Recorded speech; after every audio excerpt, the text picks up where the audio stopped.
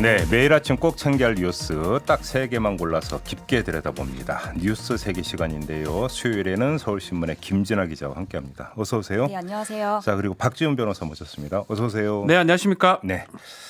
지금 조금 전에 7시 뉴스에서도 전해드렸는데요. 오늘 새벽 3시에 충남 서산시 롯데케미칼 대산공장에서 폭발 사고가 있었습니다. 지금 알려진 바로는 공장 내 압축 공정 과정에서 폭발 사고가 발생을 했다고 하니까 폭발이 상당히 아마 강했던 것 같고요. 그래서 인근 주택까지 지금 뭐 창문이 파손되는 이런 뭐 피해를 입고 있다고 하는데 부상자가 지금 계속 나오고 있는 것 같습니다. 20명을 넘어섰다는 지금 이런 보도가 나오고 있는 상황인데 좀 큰 사고가 있었던 것 같습니다. 지금 그 소방대원들이 출동해서 지금 진압 작업을 벌이고 있는데요. 좀 빨리 좀 진화 좀 됐으면 좋겠다 이런 말씀을 좀 드리고요. 자, 첫 번째 뉴스부터 좀 살펴보죠. 네, 선거구 획정 관련 소식인데요. 중앙선거관리위원회 산하 선거구 획정위원회가 어제 4.15 총선 선거구 획정안을 국회에 제출했습니다. 253개 지역구 중에서요. 세종, 경기 화성, 강원 춘천, 전남 순천 이 4곳의 선거구 의석은 1개씩 늘렸고요. 서울 노원하고 경기 안산, 강원, 전남의 지역구는 1개씩 줄였습니다. 선거구 획정위는 이렇게 정한 이유를요. 지난해 1월 31일 인구수에 따라서 결정했다고 하는데요.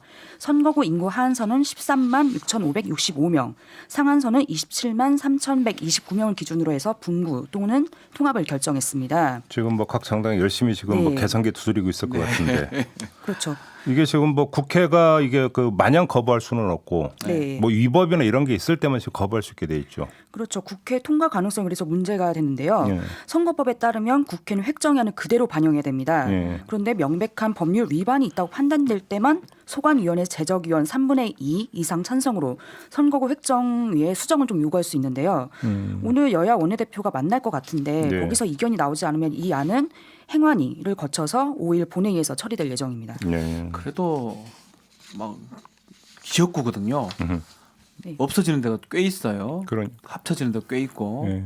합쳐지면 합구되면 없어지는 택이 되는 근데 거니까. 저는 뭐 이거저거 다 떠나서 열심히 지금 공천하고 있는데 이제 앞뒤가 바뀐 거 아니에요? 너무나 이상합니다. 너무 좀 이상한 게요. 특히 어제 노원갑 그 더불어민주당 경선 결과를 발표했는데 당장 노원갑과 을과 병이 다 합쳐지게 생겼습니다. 웃으면 안 되지만 예. 가불병 만들어 놓고 가불로 돼버리거든요. 아니 그러니까 이게 코미디도 아니고 선거구 획정이 먼저 되고 네. 그 획정된 선거구에 따라서 공천이 이루어져야 되는데 공천 됐는데 그다음에 획정 조정이 이루어진다. 이게 코미디지 이게 이게 어린이 뭐예요, 장난이라고 그럽니다. 그러니까 아들 여야도 장난이. 지금 계산기를 두들겨 있지만 할 말이 없는 게 이게 1년 전에 정해져야 되거든요. 선거일. 그렇죠. 근데 이제 와서 이게 뭐냐 불리하다 이렇게 말하는 게 좀 말이 안 되죠. 그러니까 네. 그 각 정당은 그러니까 그 입이 10개라도 할 말이 없고요. 그렇죠. 뭐 네. 자기들 잘못이죠. 따지고 보면은 그렇죠. 국민들이 뭔 말을 했습니까? 네. 자기들이 다 늦게 하고 이래가지고 이래. 근데 아무튼 참 그런데 공천받은 후보 입장에서는 좀 황당하긴 할 거예요. 날벼락이 떨어졌습니다. 지금 네. 합구되는데도 지금 강원도 같은 데는 크게 합구가 되거든요. 그럼 네. 같이 돼버린단 말이에요. 예. 공천 다 해놨어요. 이게 문제가 심각해질 것 같긴 해요. 심지어 그 사람들 강원은 좀 입장에서는요. 너무 어이가 없는 게요. 예. 여기 속초, 철원, 화천, 양구, 인제, 고성을 다 합쳐버려가지고요. 6개 군이요. 이게 면적이 서울의 8배라고 합니다. 아니 그러면 지역구 그 하나가. 예. 지역구를 다 도는 데만 예전에는 속고 양이었잖아요. 속초 고성 양 그거 다니는 것도 힘들었는데 예. 인제 양구 화천 철원까지 다 합치면 이게 이제 그러니까 인구수 기준이기 때문에 네. 이런 현상이 발생을 하는 거죠. 그리고 원래 여야에서는 강남을 좀 합치지 않겠냐라는 얘기가 있었거든요. 합치려면. 서울 강남? 예, 서울 강남이요. 서울 강남이 2016년에 가불병이 됐는데 예. 인구수 기준으로 따지면 노원을 쪼갤 게 노원을 합칠 게 아니라 가불. 강남을 예. 합쳐야 되지 않겠냐라고 했는데 이상하게 노원이 합쳐져 가지고요. 그래요. 그것도 이상하다라는 얘기가 있습니다. 이건 아마도 전라도 쪽에 이제 좀 늘리면서 서울 쪽은 합쳐야 되는데 강남을 많이 합쳐버리면 좀 미래통합당이 그러니까 좀 반대할 수 쉽게 있으니까. 하면 선거구 획정위원회가 여야 어떤 그 대신 그러니까 계산기 두드려 줬다. 네, 아주 맞습니다. 절묘하게 한 것 같습니다. 하나씩 여기 가져가고 여기 그러니까 가져갈 수 쉽게 있도록. 여당 강세 지역에서 하나를 줄이면 또 야당 강세 지역에서 또 하나를 그러니까 줄여주고 이런 식으로 예. 안배를 했다. 네. 그러니까 더불어민주당에서 세종을 쪼개는 게 나쁘지 않거든요. 네. 순천도 그렇고요. 그렇죠. 예. 그럼 뭐 하나를 희생해야 되는데 그럼 노원인가? 노원을 라는 희생시킨 의심이 노원 듭니다. 지금 3명 예. 다 여당 의원이거든요. 네. 예. 아무튼 그 오늘 뭐 가부가 결정이 나는 거네요. 네, 오늘 좀 원내대표들이 회동을 하지 않을까 싶습니다. 네, 좀 벼락치기 할 게 따로 있으니까 좀 이런 거 좀 미리미리 좀 합시다. 딴 건 네. 몰라도 이건 좀 진짜로. 그러니까 선거 말입니다. 한 달도 안 한 달 앞두고 이렇게 하는 건 좀 말이 안 되는 것 같습니다. 그러니까 중앙선관위 이제 선거 실무를 준비하는 입장에서도 참 벼락치기 또 해야 되는 거잖아요. 네. 도미노로 벼락치기가 이루어지는 거 아니겠습니까? 알겠고요. 자, 다음 뉴스로 넘어가죠. 네, 이만희 신천지 총회장의 박근혜 시계가 어제도 화제가 됐습니다. 네. 그 이만희 신천지 총회장이 사과 기자회견에서 차고 나온 손목 시계를 아실 것 같은데요. 네. 이 시계가 진짜라면 미래통합당 등과의 관계를 따져봐야 된다라는 주장이 어저께 계속 나왔고요. 네. 그런데 박근혜 전 대통령 측은 가짜 시계라고 주장을 했습니다. 예. 거기에 대해서 박근혜 전 대통령 시절 청와대 부속실 행정관을 위했던 미래통합당 이건용 조직 팀장이 어제 페이스북에 남겼는데요. 네. 정권에 불리한 신종 코로나 바이러스 전국 어떻게든 벗어나보려는 여권 인사들의 눈물겨운 사투가 보인다. 라면서 가짜라고 주장을 했습니다. 시계 제작사 쪽에서 입장이 나왔다면서요? 예, 로만손 측이 이명박 박근혜 정부 당시 대통령 시계를 제작하고 납품했는데요. 네. 자사에 납품한 시계가 아니다라고 밝혔습니다. 그 이유가 그 시계 분침을 5분 단위로 표시해준 다이얼을 점으로 제작했는데 네. 이만희 총회장이 찾던 시계는 그게 선이 되었기 때문에 아니다. 네. 또 금장 시계는 제작한 적이 없고 시계줄 모양도 다르다. 예. 이렇게 밝혔는데요. 예. 여기에 대해서 황교익 음식 칼럼니스트는 또 아닐 수도 있다라고 주장을 했고요. 예. 왜냐하면 박근혜 전 대통령이 이만희 총회장만을 위해서 금장 박근혜 시계를 제작했을 수도 있다라고 저는 이게 합니다. 예. 가짜인지 진짜인지가 중요한 게 그걸 차고 나왔다는 게 중요하거든요. 그렇죠. 우리가 지금 가정하는데 만약입니다. 지금 대통령 관련된 정부 인사 시계를 차고 나왔으면 난리가 났을 거예요. 근데 지금 박근혜 시계를 차고 나왔기 때문에 지금 언론에서도 지금 이게 진짜니 가짜니 진짜 뭐 또 가짜 뭐 어떻습니까? 이 차고 나오는 자체가 좀 문제가 만약에 정치적 노림수가 있었다면 근데 어제 신천지 쪽에서 이제 밝히기로는 이만희 총회장은 시계가 그거 딸랑 하나다. 근데 그거 그래서 몇 년 동안 계속 그 시계만 차고 다니. 이게 지금 어제 신천지에서 밝힌 입장이죠. 예, 그렇습니다. 그렇죠. 예. 그러니까 의미를 두지 말아 달라는 뜻이긴 합니다. 네. 근데 뭐 사실은 뭐 이 보는 사람 입장에서는 좀 의미를 안 둘 수가 없는 게 예. 그 보여줍니다. 그 저를 하면서 네. 저 느낌은 손을 쫙 펼치는 느낌이거든요. 두 번이나.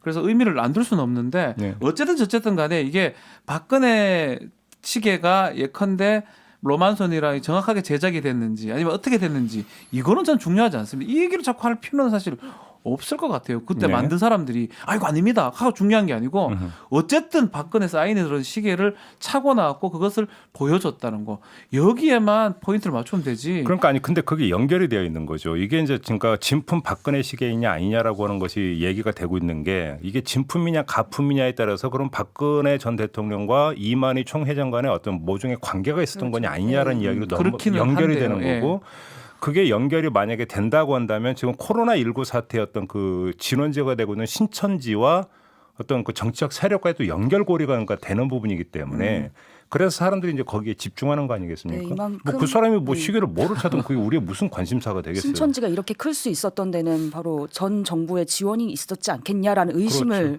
해볼 수 있을 만한 근거가 되지 않겠냐. 근데 그러니까 그 정도 거죠. 의심하고 네. 말아야지. 이걸 이 시계 한번 찾던 거에 따라서 네.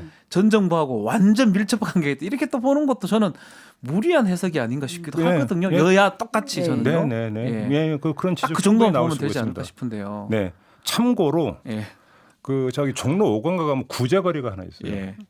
구제거리는 아시죠? 압니다. 예. 근데 제가 이제 거기를 한번 가본 적이 있는데 그거는 박근혜 시계는 아닌데요. 전직 대통령 시계를 다 팔더라고요. 팔아요. 예. 거기서. 예. 저도 사실 문재인 대통령 시계가 있거든요. 네.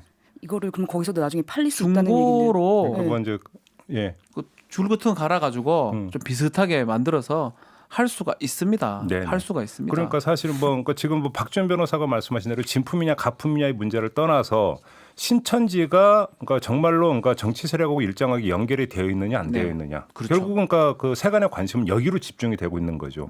왜 그러냐면 지금 코로나 19라고 하는 게 선거 전국을 강타를 하고 있는 맞습니다. 거고. 예. 결국은 이제 그 신천지라고 하는 요인이 뭐 여야 어떤 그 정파에 어떤 영향을 미칠 것인가 바로 이 문제 때문 아니겠습니까? 맞습니다. 예. 그래서 이제 중요한 각 정당이 촉각을 곤두세우고 있는 이유도 여기에 있는 음. 거고요. 그러다 보니까 지금 나오고 있는 것은 사실 여부를 떠나서 이제 정치적인 어떤 공방이 이제 본격화되고 있는 이런 상황이라고 좀 봐야 될 것 같아요.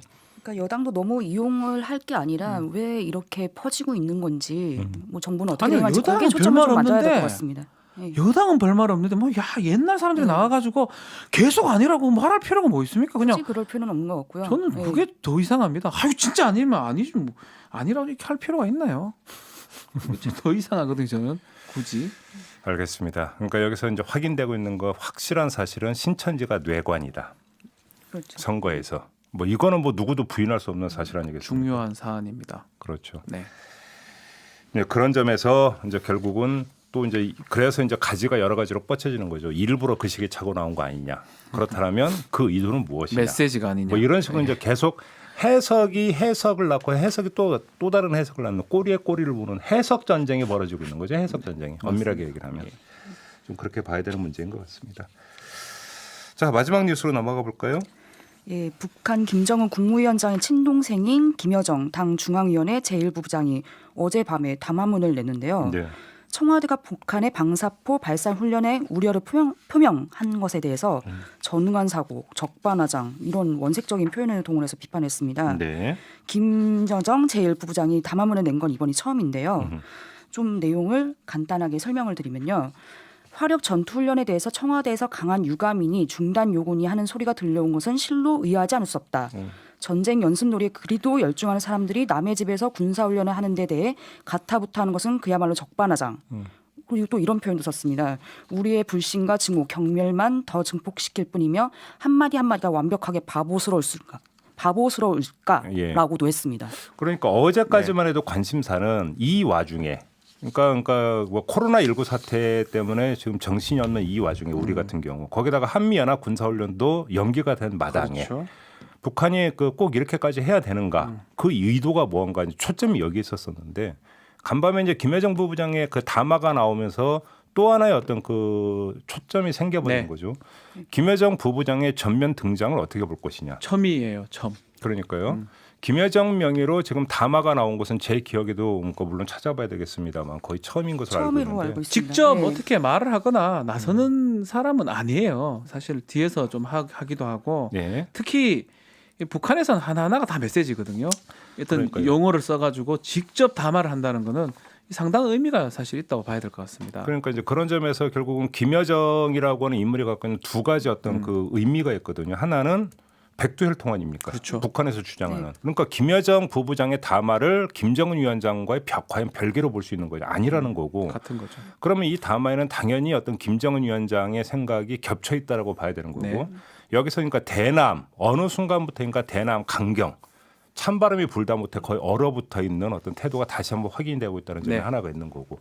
그렇지 않습니까? 그렇죠. 근데 거기서 두 번째 부분이 김여정이라는 존재가 우리의 뇌리 속에 박혀 있는 것은 평창 동계올림픽 때 대북 특사단으로 내려왔던 거라든지 이호 여사가 돌아가셨을 때 조화를 들고 판문점까지 와서 전달을 했다든지 오히려 대남 창고의 전면에 섰던 사람인데 그래서 대남 어떤 유화 메시지의 그러니까 일선에 있었던 그렇죠. 인물이 이른바 비둘기파라고 할 수 청와대를 공격하는 개인 담화를 냈다라고 하는 것들은 이 기류를 어떻게 읽을 것이냐 이게 좀 얘기가 또 달라지는 거잖아요. 그래서 제가 방송 오기 전에 급하게 이걸 좀 잘 아는 분한테 여쭤봤거든요. 이걸 뭐라고 해석해야 되냐 했더니 백두혈통을 공개적으로 등장한 것 자체가 조직 내부를 결속시키고 좀 보여주기 위한 게 아니냐. 그렇죠. 정말 이 김정은 위원장의 오른팔이다라는 것을 좀 강조하기 위한 것으로도 해석될 수 있다. 그러니까 연말에 하더라고요. 그 당 전회의를 거치면서 김여정 부부장의 위치가 바뀐 것 같다는 전문가들의 분석이 네. 있었어요. 그 전에는 이제 노동당 선전선동부 쪽에 네. 있는 것으로 알려졌었는데 그게 아니라 조직 지도부로 이동한 게 아니냐. 이만건 예. 부장이 해임되면서 그쪽으로 그렇죠. 이동했다라는 얘기가 있었어요. 그 노동당 조직에서는 그 조직 지도부가 최고거든요. 그렇죠. 그렇게 알려져 있는 건데 그래서 위상이 더 올라간 게 아니냐. 네. 뭐 이런 그 그걸 분석이 많이 보여주기 위한 게 있습니다. 아닌가라고도 또 뭐 해석이 됩니다. 그것도 네. 되지만 일단은 남한에 대한 우리 대한민국 던지는 메시지라고 생각이 듭니다. 그러니까요. 예전한 방법은 아니고 확실히 우리 쪽은 이렇게 생각한다라는 메시지를 던지기 위해서 일부러 던진 것 같다. 그럼에도 불구하고 이제 그 하나 그 문은 열어놓고 있는 게 청와대를 요구를 하면서도 문재인 네. 대통령의 직접적 입장 표명이 아니어서 그나마 다행이다.